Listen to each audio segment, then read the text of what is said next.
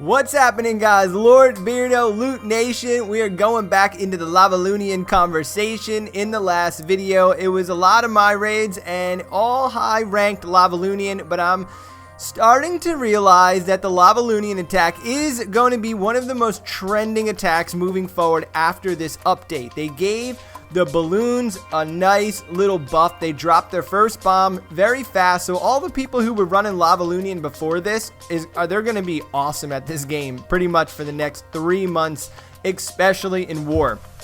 I'm suggesting definitely go and do your lava hounds as soon as possible and get to attacking in this Lavaloonian raid. It's so dominant, and I'll try to break these down for you guys. Now, it doesn't matter if the air defenses are on the inside or the outside in a lot of these air raids, and they're just such a dominant raid. You use a couple loons, or you could bring a couple hogs to pull and draw the CC. The big thing that you want to make sure that you do is definitely draw the clan castle. You got it. If it's ground troops, it doesn't matter. You can leave them right there, and they might not even come out, honestly, if you have your loons floating in. So sometimes it is good to use a loon because you want to make sure that you pull out the dragon. So the hogs will pull out the dragon as well, but it might be a little tricky if you put too many, if you're trying to float too many loons into the clan castle aura to try to pull it out. You might think, oh wow, there's nothing in there, and then your heroes are going to get, destroyed, and you're going to waste a lot of loons. So sometimes it's good to bring the hog to pop whatever it is. But you see right here, KR, he's not doing anything special. He's making a huge straight line of balloons, putting his 2 lava hounds down, and going ahead and making quick work of this base. He's got the raid spells initially. He put a heal spell down and then some haste spells, and look at this. It's an absolute crushing. If you have low-level heroes, this is the route you want to definitely take. Look at this queen. He didn't even address the queen, and the queen isn't even hurting the raid. She's shooting a couple balloons, but it's not going to matter. He's got his little lava pups everywhere, and look at the heroes. He's only got low mid-teen heroes, and they're on the outside, and they're not really going to be a big factor inside of this raid. Now, if you notice right here, you will see that the heroes, the clan castle, and the town hall are all still alive in the middle of this raid. So this is a very feast or famine kind of raid. That's why it's a specialty raid. It's one that you're going to want to practice. You're going to want to lock down. You're going to want to get this one in your back pocket perfectly, because if you go ahead and try too many air raids and wars and you're only getting 1 stars, you're not coming back to war, I guarantee it. So, but he has so many troops, and the raid seems to only get easier as your heroes begin to get higher, because then you could start using your queen, so that you could start using her for queen walks and supercharged queen. And your heroes are the most important thing. I kind of went through some things with my clan today. We got some new guys in who just moved from Town Hall 8 into Town Hall 9. They were concerned about their war weight and all different, ways to progress their base. And I keep telling them, you want to make sure that you do your heroes. Troops come and go. They will constantly have valkyries. Were the most hottest thing off the press 6 months ago, and now it's the loons. So you're always going to be using brand new troops on brand new updates. The only thing that's never going to change is going to be your heroes. All right, we're going to break into this raid a little bit. You see right here that even with these expos, the way that they are in the middle, you're still going to be able to get your loons in there. This isn't a fancy loon start by any stretch. He goes ahead, puts his loons in one big straight line, uses 2 lava hounds to engage the first 2 air defenses, a raid spell to help move those loons along, put the minions behind the loons so that the minions can start chipping away at the buildings. Now, as the lava pups explode in the middle, you will see that the lava pups themselves actually blow up behind the balloons. So you'll always get 4 or 5 lava pups that will start working on other pieces of defense or working on the town hall. You're not too concerned about getting to the town hall early in this raid. You want to make sure that you get back to it. This is a very 3-star oriented raid. It's a 1 or a 3-star. Sometimes you do get the 2-star if you got enough lava pups in the middle and nothing is set to air. And the big piece of defense that you want to monitor as a Town Hall 9 fighting with the loons is going to be the air sweeper. Don't get yourself stuck in a position where the air sweeper is just constantly pushing your troops back. I mean, how fast was that raid? I didn't even get a chance to finish my entire point before that raid was one and done, and he got an easy 3-star on it. It's super quick. That was a low level Town Hall 9 using the raid for looting. And here's Dan, one of our co-leaders, actually our leader for Loot Nation V2. So if you guys are a Town Hall 6 or a Town Hall 7, you're looking for a really good clan, go check out Loot Nation V2. They could even use some 8s and 9s down there as well, especially if people are rushed. They're like, it's like a recovery clan down there. They're getting everybody geared up for war and helping recover with their accounts. So if you're rushed, go there, check them out. They'll help you get started nice and easy. Dam's going to use his heroes to take out one of the air defenses. He pops his queen ability there, which could come back to really get him in the end of this raid. Little bit of a waste on the queen, but it's great to see the failures in these raids. And I use the word failures a little loosely there, because failure to me is when a raid goes absolutely wrong. It's more just like it's just doing one little aspect of your raid that could have been used more efficiently. Your queen burst is one of the most important things about her. So if he mistimes it, it's just a miscue on the raid. But it's good to see how many miscues on the raid you can actually have and still pull off these high level raids.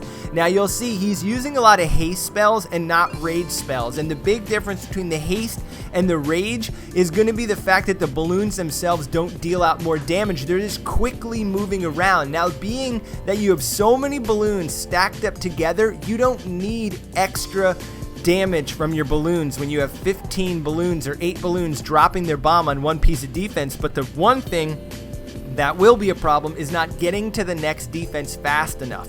So by using the haste spells, you get to use 2 haste for every 1 rage, and it just makes for such a better raid. Use more haste spells and rage spells. If you're an early young Town Hall 9, you might need those rage spells as long as you're not going against these top ranked bases. And you'll see this guy here, Whack 6030220. He was moving into the Town Hall 10, but he didn't have all the pieces in place. So Dan was able to come through and rip this guy for $500,000 in loot, not including his bonus, which is definitely in the 200,000s, and a ton of dark elixir. And these raids are going to be so dominant. In the last 2 days, I would say like half of our clan has geared up and started using the air attacks. Now this is Dam fighting down into more of his spot. He was not fighting a Town Hall 10. He's coming and fighting a Town Hall 9. This guy's a very well progressed Town Hall 9. His king's only a 20, and his queen was on the outside, so she's going to be taken down so fast. And the dominant nature of this army is that it's basically elixir driven. It's not going to be the dark elixir. Well, this is going to be more of a war raid. This has about 4 or 5 lava hounds, so you could play around with the loons. A Lavaloonian raid anywhere from 2 lava hounds all the way up to 4 and even into 5 lava hounds, depending on the way that the defenses of the base are set up. So I would say get out there, practice these raids, have fun with the raids. If you use 2 lava hounds, you want to make sure that you attack from one side like a big wave, and if you're going to use multiple lava hounds, you want to circle them around the base, either counterclockwise or clockwise, and always stick to that method. You don't want to attack from 2 opposite sides. You want to move in one continuous army. You'll see right here, he just absolutely cleans this base out. There's all these little builder huts that are going to be on the outside that he's going to have to go and get, and he will be able to do it because he's got plenty of balloons and plenty of pups. I mean, look at how many balloons are left over. It almost looks like he gained balloons by the end of this raid, and it's just such a dominant raid. Get out there and learn these raids. Don't say you're not good at it, or don't say that they're not good because they just buffed the balloons. So your old thoughts of how you use the loons, you got to throw those thoughts away because they're not true anymore. The balloons are brand new and they are super strong. Now this is going to be me going in with some top level play, making the 2 straight lines, putting in both of the lava hounds, and then floating in that mass bulk of balloons right in the middle with my warden. Now one thing that I've been doing, and I can't stop doing it, it keeps messing me up, is I keep putting my balloons down and then putting my minions down and then putting my warden down. So by the time my warden decides who to follow, he's stuck on a mass group of miners doing no help whatsoever. I need him to make the balloons invincible, and then clone the balloons in the middle, and then rage the balloons in the middle, and then freeze those key defenses to take out the core. That is the strength of this raid. And it's really funny because I was doing more of like a quad loon, and I was bringing in one golem, and I had these really intricate ways of having to go in one side of the base and then wrapping around and then trying to get into the middle, and I'm getting almost the same exact results by just using two lava hounds and just rows of loons, man, and it's been working out so well for me. You'll see this is just a solid loot raid right here. I'm not going to get the 3-star. There were portions of the raid I felt like I could have did some things differently. I just started bringing wall breakers with me so I could get my heroes on the inside if I'm trying to go for dark elixir collector or different things on the opposite side of the base.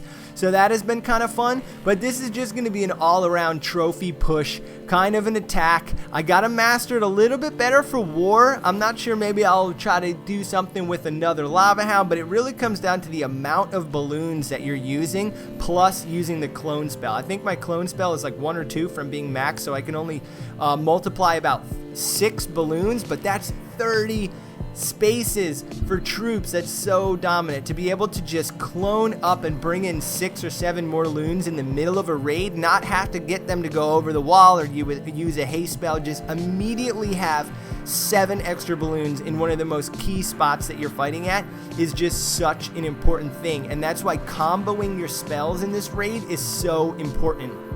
And I'll give you one more breakdown with the loons. This is a circle inner tier base. This is one that would be an absolute dread to come up against in war. These internalized bases, the ring bases that are stopping your Valkyries, stopping your bowlers rather. So right here, 2 straight lines, then let out the clan castle right down the middle, put all your balloons so they bulk up in the middle, go ahead and float the warden with it. I used a freeze spell a bit early, but you'll see I'll go ahead and drop my clone spell right in the middle. There are all those extra clones, and then I should have dropped my freeze spell and my raid spell. So I want to start holding on to my spells and comboing them in the middle a little bit better. I feel like it'll work out a lot better for keeping the warden alive. Now these balloons are going to go up top. They don't go down south. If only the balloons would have went down into the southern portion of the base, it would have definitely helped out. You see all those little phantom balloons get taken down so quickly. I got all my minions, taking out all my elixir collectors. A couple extra balloons are gonna go ahead and try to, be the tanking force for this queen once she's done taking these elixir collectors and pumps out of the way. But all the balloons are gone, and you'll see that if they would have went down into the southern portion of the base a little bit early on, it would have helped out a lot better. It took a while to clean up the outside of this base, so when this minion horde got into the middle, it's just gonna steal all the dark elixir, go ahead and steal all the stars, and it's absolutely gonna lock up these 2-star pushes into legends. And also, if you're looking to get those 2-star raids in war, it's such a good army type. You have to get out there and you have to try it. Don't think that they're the same loons that you used to use, because they're not the same loons. They buffed them. They allowed for each balloon to drop their bomb just a little bit earlier than you're used to having happen on the old raids. That was a mouthful. Having happen. Oh, we go having happen. Alright guys, thanks for hanging out today. Super cool to hang out with you. Definitely smash that like bar and throw some comments on the bottom if you're here till the end. It is the most beneficial for us. Drop some comments. Peace out.